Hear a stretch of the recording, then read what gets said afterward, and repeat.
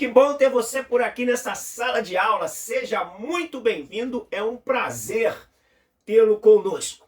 Nós estamos aqui toda semana batendo um papo sobre escola bíblica dominical. Lembrando sempre que não é uma aula, é um resumo, uma síntese, só para que você possa somar algum acréscimo que lhe for útil nessa sala, tá bom? Se você entrou aí, caso não seja inscrito, não deixe de se inscrever, acione o sininho, dá o seu like, o seu dislike, concorda, discorda, acrescente, mas deixe o seu comentário aí. E compartilhe também esse vídeo. Eu sou o Agnaldo e nós somos daqui da cidade de Itaguaí, no Rio de Janeiro, e nós estaremos falando do tema a relevância da igreja para o crescimento e a vida do cristão. O nosso texto áureo, ou texto de ouro, está baseado em Efésios 4:13, que diz: até que todos cheguemos à unidade da fé e ao conhecimento do Filho de Deus, a varão perfeito, à medida da estatura completa de Cristo. A verdade prática ou aplicada diz: a vida do discípulo de Cristo que inicia no novo nascimento deve ser uma vida de contínuo desenvolvimento e crescimento cristão. Para isso nós temos aqui um brotozinho aí crescendo. Vamos lá. Os objetivos, ou que vai dar a orientação da lição, é apontar a relevância da igreja na vida do cristão, esclarecer que a igreja de Cristo é um corpo vivo e conscientizar cristãos sobre participação na vinda do Senhor. O texto de referência é Efésios capítulo 4, versos 11, 12, 13 e 14, que vai falar a respeito dos dons ministeriais. E aí nós vamos aqui, ó, no 12, que diz: querendo o aperfeiçoamento dos santos. Esse foi o objetivo para que os dons ministeriais fossem dados à igreja. Qual é a proposta de Jesus para a igreja dando os dons ministeriais?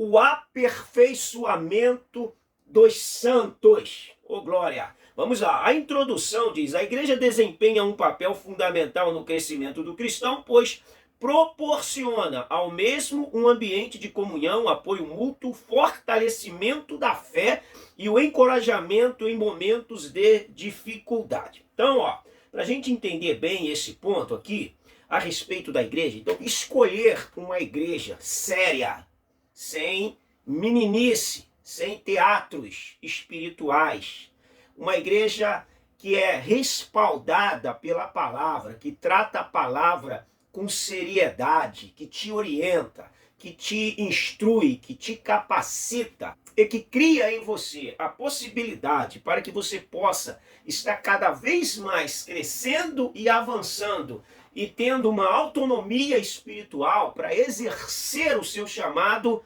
Essa igreja é uma igreja relevante e você deve fazer parte dela sim, tá bom? Para a gente não partir para a ideia de repente, qualquer igreja acaba sendo importante, mas tem igreja que ela acaba te escravizando ao invés de fazer com que você cresça e voa espiritualmente. O ministério ajuda no crescimento cristão. Bom, o ministério aqui, pelo que a gente entende, é justamente o serviço cristão. O serviço cristão, se estiver falando do ministério como os dons ministeriais, para que os homens que o receberam possam exercer, dons ministeriais são dons para serviço, para que eles possam estar servindo a igreja. Esses dons, portanto, vejamos, portanto, a relevância da contribuição do ministério para o crescimento da vida. Vamos colocar aqui que o ministério que o autor está colocando é o ministério da igreja. Então, o ministério da igreja, o corpo de ministério, o corpo dos oficiais da igreja, ele é relevante para o crescimento da vida da igreja. Para que isso aconteça, a gente precisa de ter obreiros maduros. Precisamos de obreiros maduros, capacitados, espirituais, obreiros que saibam dar um conselho, que saibam fazer uma admoestação quando precisa, obreiros que sejam obreiros de verdade, e não aqueles que muitas das vezes acabam deixando a desejar. Então nós estamos falando aqui em questão de crescimento. Todo obreiro, em tese, ele deveria ser uma pessoa adulta, não só fisicamente, mas adulta emocionalmente e adulta também espiritualmente. O que você acha desse assunto aí? Esse assunto é um assunto seríssimo e eu acredito que será agregador e de crescimento para as nossas vidas. A importância dos líderes ministeriais. Vamos lá, para a gente começar a crescer, mas nós vamos falar de líderes, mas a gente também precisa falar da igreja em si, dos liderados. Vamos aqui então ler Filipenses capítulo 4, capítulo 3, Filipenses capítulo 3, vai dizer o seguinte, Filipenses 3, 13 e 14. Nós vamos falar a respeito de aprender a esquecer, porque se você não aprender a esquecer, não entender que o cristianismo é um desafio que está à sua frente, de novos projetos, de novas ideias, de novas conquistas, de novas realizações, ao invés de ficar preso ao seu passado, e o seu passado, ao invés de ser um pedagogo que te instrua a avançar, ele se torna um coveiro que está sempre jogando uma pá de barro para poder te enterrar. Então, o passado, ele deve ser um pedagogo, um instrutor para nós avançarmos, e não aquilo que está nos enterrando. 3, 13 e 14 diz: irmãos, quanto a mim não julgo havê-lo alcançado, mas uma coisa faço, esquecendo-me das coisas que para trás ficam, avançando para que diante de mim estão, prossigo para o alvo, para o prêmio da soberana vocação de Deus em Cristo Jesus. Então aprenda a esquecer aquilo que te maltrata e te faz mal, senão você não avança. E o que Paulo está falando aqui? Ele está, quanto a mim não julga havê-lo alcançado, mas uma coisa eu faço, esquecendo-me das coisas que para trás ficam, eu avanço. Então eu não posso me empreender, a não ser somente usar o meu passado como um instrutor para que eu não volte a cometer novos erros. Um ponto importante que vai me ajudar a aprender a esquecer é aprender a perdoar. Tudo isso são questões fundamentais no crescimento cristão. Mateus 6,12 diz assim: perdoa-nos as nossas dívidas, assim como nós temos perdoado aos nossos devedores. Então nós precisamos também aprender a perdoar. Isso aí é um passo à frente. Aprender a perdoar, ser liberal na questão do perdão. Isso também, além de trazer libertação, vai te trazer crescimento. Isso vai te trazer crescimento. A falta de perdão, ela te maltrata, e o maior prejudicado é aquele que não consegue liberar o perdão, e não aquele a quem está sendo objeto da ofensa que você sofreu. Outro ponto importante aqui para a gente falar de crescimento é Tiago, capítulo 4, versos 2 e 3, que diz assim: cobiçais e nada tendes, matais, invejais e nada podeis obter, viveis a lutar e a fazer guerras, nada tendes porque não pedes, pedes e não recebe porque pedes mal, para esbanjardes no vosso próprio prazer. Outro ponto importante, a prática da oração, mas de uma oração que esteja em consonância com Deus. Não é uma oração egoísta, uma oração egocêntrica, mas uma oração que esteja dentro da vontade de Deus. Isso também traz o exemplo e o modelo de uma pessoa que está em constante crescimento cristão. Vamos lá. Aí nós vamos então para o nosso ponto aqui. Esse ponto é importante até você utilizar na sua aula, caso você ache que é relevante. A importância dos líderes ministeriais. Aí nós temos aí o pastor, o evangelista, o mestre e o profeta. Não foi citado no nosso texto aqui o apóstolo, porque muitos acreditam que o apóstolo, ele não faz parte desse cenário mais. Bom, eu tenho o meu ponto de vista em relação a isso.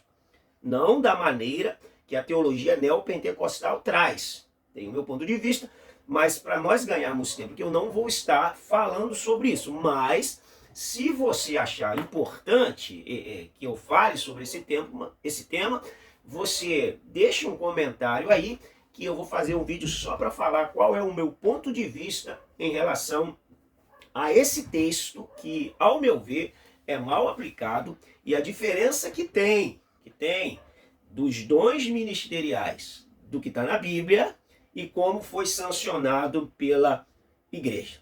Isso é muito importante, porque o saber, ele te liberta. E como tem um adágio popular, em terra de cego, quem tem um olho é rei. E quem tem dois é muito mal visto, porque muitas das vezes ele atrapalha quem tem um reinar. O conhecimento, ele é uma fonte de libertação. Por isso Oséias 4,6 diz: o meu povo perece não é por causa do diabo, é por causa da ausência do conhecimento. Então vamos buscar conhecer o quanto nós pudermos. Todos nós temos capacidade de aprendermos cada vez mais a respeito das coisas de Deus. Então essa instituição dos ministérios, eles são para que haja crescimento. Então, se tem algum ministro ocupando um lugar de maneira que não está auxiliando as pessoas a crescerem, pelo contrário, as escraviza, tem alguma coisa errada. Vamos rever esse ponto. O ensino promovia o crescimento na igreja primitiva. Nenhuma fonte jorra mais crescimento do que a fonte da palavra de Deus. A igreja crescia fundamentada na palavra. Não tinha usos de artifícios, de manipulações. Era a palavra e a oração. Oração e palavra não se divorcia. Então quem gosta da palavra deve gostar de oração. Quem gosta de oração de verdade deve ser um amante da palavra.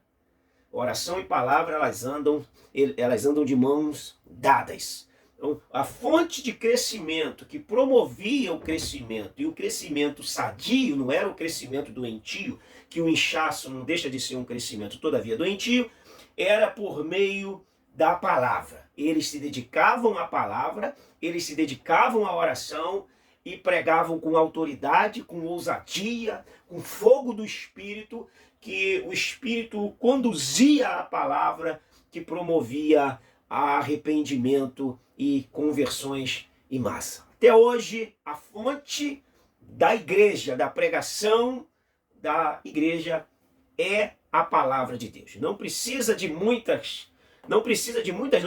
nenhuma criatividade, mas se faz necessário o uso expositivo da palavra de Deus. O 1:3, deixa eu ver que horas tem, 1:3 diz assim: a importância dos mestres para o crescimento da igreja. A gente vê um ponto importante, só para eu ressaltar aqui, eu falei que comentaria isso caso alguém peça, mas quando a gente vê Atos, abrindo o texto de Atos capítulo 13, apesar de hoje as pessoas não reconhecerem mestres na igreja como ministério, você pode analisar que você não vai ver. Você vê o pastor, o evangelista, mas você não vê ninguém sendo ordenado mestre. Estou separando esse irmão para a ordenação de mestre. Você não vê isso. Não sei por quê. Mas olha só, o que diz Atos 13, e nós vamos ver como que essa igreja era uma igreja completa. Oh, aleluia! Diz assim, ó, e havia na igreja de Antioquia, o que havia? Profetas e mestres. Barnabé, Simeão, por sobrenome Níger, Lúcio de Cirene, Manaém, Colasso de Herodes, o tetrarca e Saulo.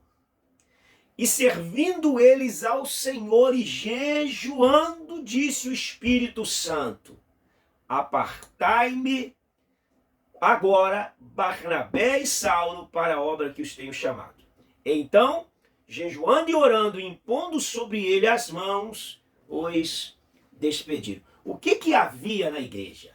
Havia na igreja profetas, havia na igreja mestres, havia na igreja jejum, oração, direção do Espírito Santo, e essa igreja caminhava muito bem. Obrigado. São coisas que não podem faltar na igreja. Mas muitas das vezes a própria igreja não dá muita importância ao estudo, ao ensino, e muitos lugares ainda alegam que o estudo te deixa uma pessoa fria. Bebe água e come a palavra, que também é água. Vamos lá. O que você achou desse texto? A grande verdade é que todo crente precisa conhecer o valor daqueles que ensinam. Todo crente, toda igreja deveriam reconhecer esse valor. Vamos lá, o 2, o convívio na igreja e o crescimento cristão. A qualidade do ambiente em cujo contexto alguém está inserido exerce forte influência sobre essa pessoa. É verdade. Se você entrar numa igreja que é dedicada à palavra, essa igreja vai exercer essa influência em você. E você vai procurar conhecer a palavra. Você vai buscar conhecimento da palavra. Você será influenciado. Se realmente essa igreja valoriza a palavra em todos os seus pormenores. Se ela valoriza a palavra, se ela valoriza a oração, a pessoa vai sofrer essa influência. Essa influência será exercida sobre ela, tanto da palavra, quanto da oração, quanto de uma vida de busca e de comunhão com Deus. Então, o convívio na igreja e o crescimento cristão. O 2:1 diz: o ambiente na igreja. O amplo sistema de apoio da comunidade cristã é um dos maiores benefícios de ser cristão. Crescer na vida cristã, apesar de ser uma necessidade individual, é também coletiva. Unir-se a uma igreja local é crucial no processo do crescimento e aperfeiçoamento e amadurecimento do discípulo de Cristo. É indispensável para o crescimento e para o amadurecimento do discípulo. Você está convivendo com pessoas, e aonde tem pessoas tem conflitos, e a maturidade vai fazer com que esses conflitos possam serem geridos da melhor forma possível, para que em meio aos conflitos surjam amadurecimentos e crescimentos, ao invés de surgirem contendas e confusões. Aí parte o princípio da ideia da maturidade. A maturidade é saber gerir os conflitos. É cabeça fria para saber gerir de modo elegante, com classe, sem que as pessoas saiam feridas, porque a falta de maturidade acabou gerando ferida nas pessoas que eram ainda novas e imaturas. Então, o ambiente da igreja, ele é um apoio de crescimento. Tem que ser um apoio de crescimento. O ambiente da igreja não é perfeito. Bom, não é perfeito, realmente. A igreja não é o céu. Então, se a igreja não é o céu, logo nós vamos entender que o ambiente ali não é perfeito. Eu preciso vender a ideia de que todo mundo na igreja precisa de amadurecimento, precisa de crescimento, e que não existe teto. Eu já cresci, daqui eu não passo. Não, não existe teto. Cada ano é um ano de crescimento.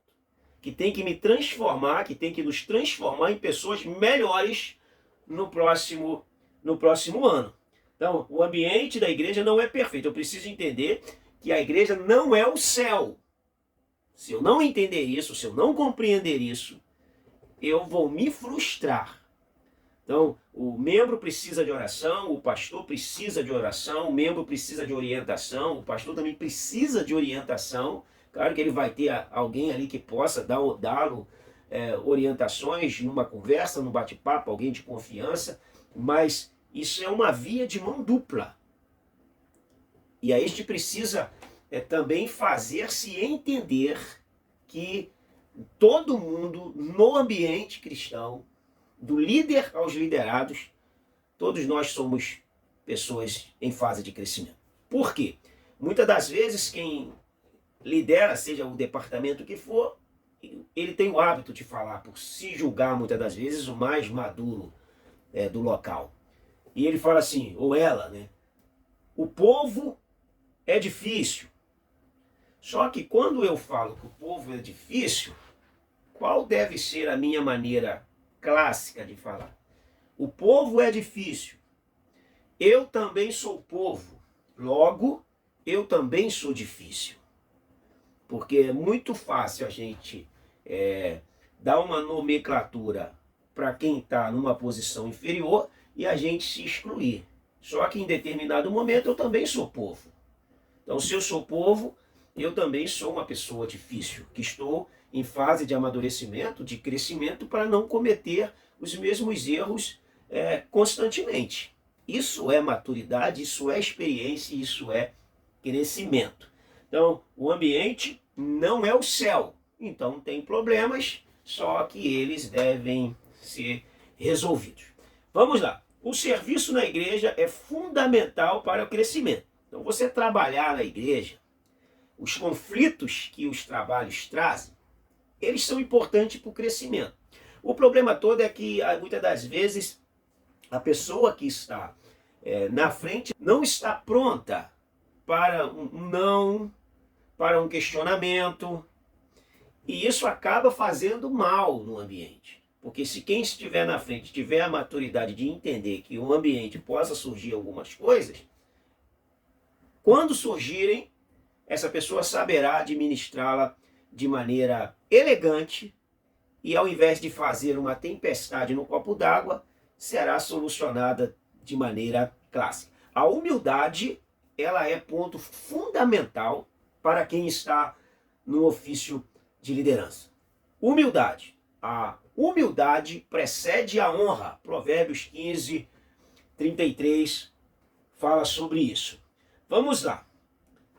Trabalhe, porque isso vai ser importante para o seu crescimento, mesmo em meio aos conflitos. Só não tem cicatrizes quem não decidiu lutar. Eu li essa frase, o autor estava anônimo, só não tem cicatrizes quem não decidiu lutar. Então, quem decidiu lutar faz parte, está no pacote.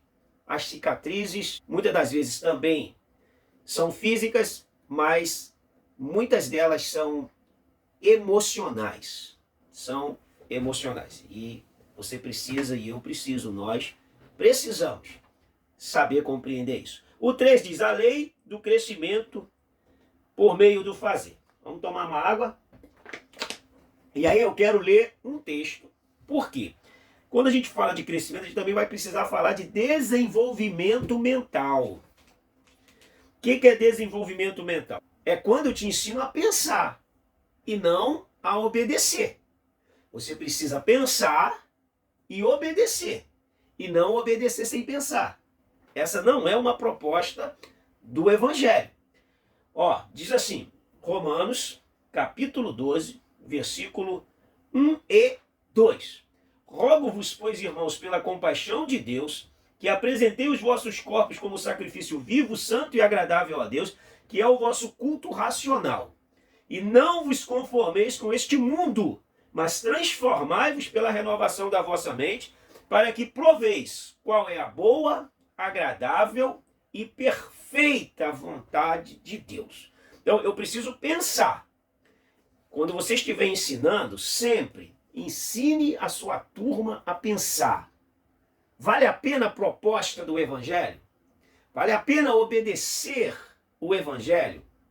O Evangelho aqui está dizendo, Paulo, eu rogo, eu imploro a vocês, eu suplico a vocês, que pela compaixão, pela misericórdia de Deus, se apresentem a Deus como sacrifício vivo.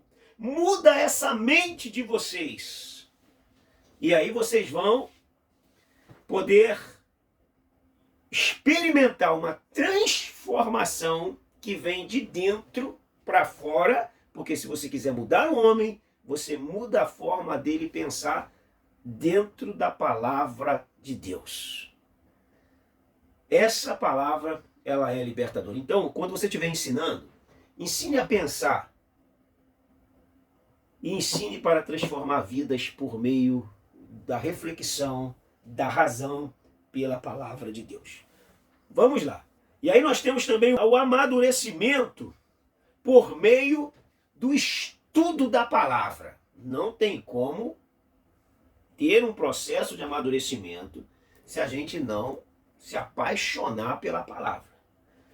1 Pedro 2:2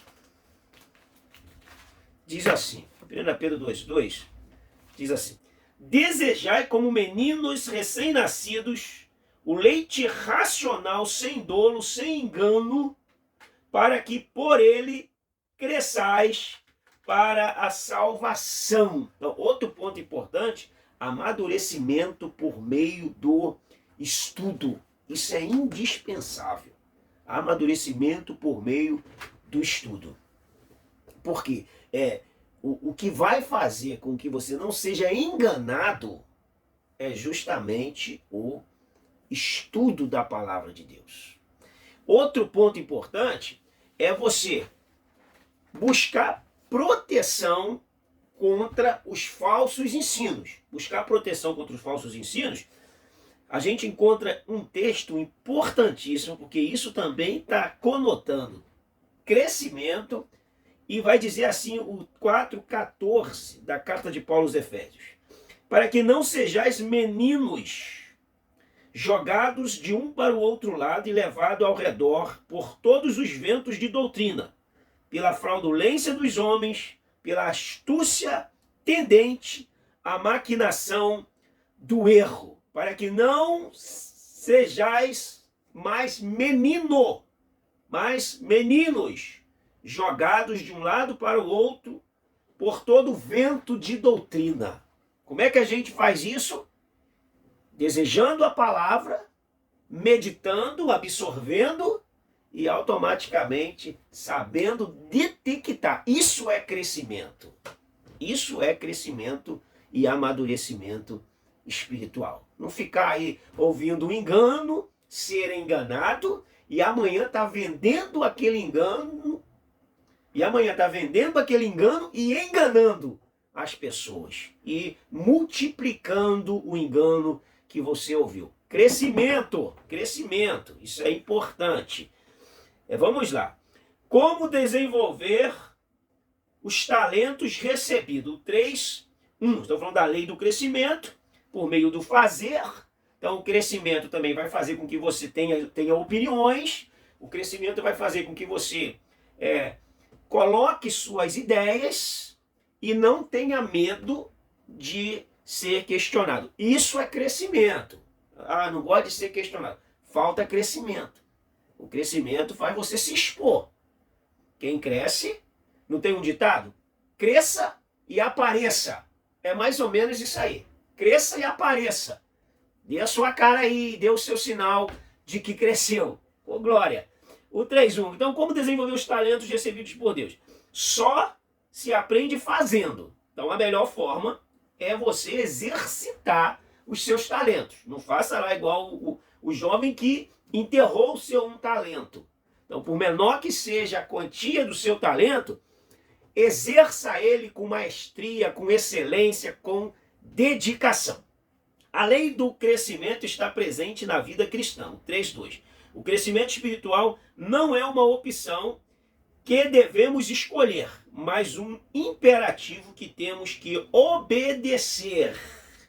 e obedecer. Somos ordenados a crescer na graça e no conhecimento do nosso Senhor e Salvador Jesus Cristo. Ponto importante. Toda criança recém-nascida precisa crescer. Todo crente recém-nascido precisa crescer. Toda criança recém-nascida precisa aprender. Todo crente recém-nascido precisa aprender. Toda criança recém-nascida precisa andar. Todo crente recém-nascido precisa andar. Isso é questão paralela. Cresceu? Vamos lá, vamos caminhar. Então a lei do crescimento se faz necessário na vida cristã. Uma criança é uma coisa bela, mas se não crescesse, seria uma coisa anormal. O 3,3 diz assim: essa é uma lei para hoje. Paulo recomendou a Timóteo que, assim como havia ouvido dele, também transmitisse a homens fiéis, que por sua vez também transmitisse a outros, e assim sucessivamente. Ou seja, esses princípios devem permanecer em pleno vigor em nossos dias até a volta gloriosa de Cristo. Se não nos preocuparmos em formar a geração de hoje, pode acontecer conosco o mesmo que aconteceu nos tempos dos juízes. Após a morte de Josué, levantou uma geração que não conhecia o Senhor, tampouco a obra que se fizera em Israel.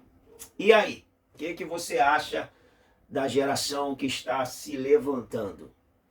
É um ponto a pensar e saber se a geração do passado está ensinando de verdade as pessoas a temerem a Deus, ou se está ensinando as pessoas a temerem o pastor. Se está ensinando as pessoas a buscarem a Deus, ou se está ensinando as pessoas a frequentarem cultos. Se está ensinando as pessoas a terem uma vida cristã saudável, ou se está ensinando as pessoas a se envolverem com as atividades da igreja e ser um ativista cristão. São pontos importantes, hein? E para concluir, vimos nesta lição que o crescimento e desenvolvimento do discípulo de Cristo ao longo da jornada cristã nesta terra passa necessariamente pela convivência em uma igreja local e pelos cuidados recebidos por parte daqueles que o Senhor Jesus concede à igreja para o exercício de diferentes ministérios e pelo interesse e comprometimento pessoal de cada um, até que todos cheguemos à medida da estatura completa de Cristo. É muito séria a igreja que você escolheu para você congregar. Olha, eu quero fazer aqui uma ilustração rápida sobre ter 3 tipos de crentes. Então eu tenho aqui uma bola de isopor, um giz e uma esponja. Quando eu coloco essa bola de isopor na água, ela fica só na superfície. Tem pessoas que eles vêm para o evangelho, mas ele não quer se envolver. Ele vai sempre ficar na superfície, até porque envolver também gera cobranças. Então ele vai ficar sempre na superfície. Não vai se mergulhar na palavra, não vai procurar conhecer a palavra, não vai procurar conhecer o Deus da palavra, mas vai ser um frequentador de culto. Essa pessoa não vai crescer, não vai crescer. Só o frequentar o culto, você precisa ir além, você precisa se dedicar à palavra, se dedicar à oração, se dedicar à santificação, à consagração a Deus. Tipo de crente que fica na superfície. Joguei o giz na água. Essa bola de isopor aqui, a água dela nem fica nela, né? Ela não absorve. Joguei o giz na água, fundei o giz. Esse giz, ele absorveu água. Ficou parcialmente imerso. Só que ele suga uma água, não tem como a gente extrair essa água dele. Se a gente rabisca uma parede, ele vai deixar a marca dele. Isso aqui é um tipo de crente que está sempre procurando aparecer. Tudo que ele faz para aparecer. Na ortopatia, o sentimento dele é o sentimento incorreto. Ele faz as coisas para Deus, mas com um sentimento incorreto, que ele faz para sua própria aparência. Ele estuda para se apresentar, ele participa de eventos para se apresentar, ele participa da igreja para se apresentar, e não realmente para glorificar o nome de Deus. Um tipo de crente. Também precisa crescer. Esse aqui, vamos lá. Fundamos aqui a esponjinha e ela está absorvendo água. aqui, absorvendo a sua água. Ela absorveu bastante água, que é a palavra de Deus. Mas para que ela absorveu essa água? Olha só, esse tipo de crente. Absorveu a água. Agora eu vou espremer, ó. Ela tem água para dar e ela não fica sem. Tem água para dar e não fica sem. Esse é o tipo de crente que está disposto a servir de verdade. Ele busca, ele armazena, ele doa, ele tem para oferecer e ele não fica sem.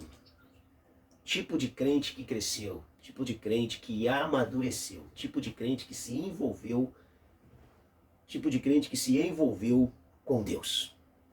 Só até aqui nós vamos ficando com essa aula. Não deixe de deixar o seu comentário e de compartilhar esse vídeo. Deus abençoe a sua vida. Até o nosso próximo encontro. Ó, beijo no coração.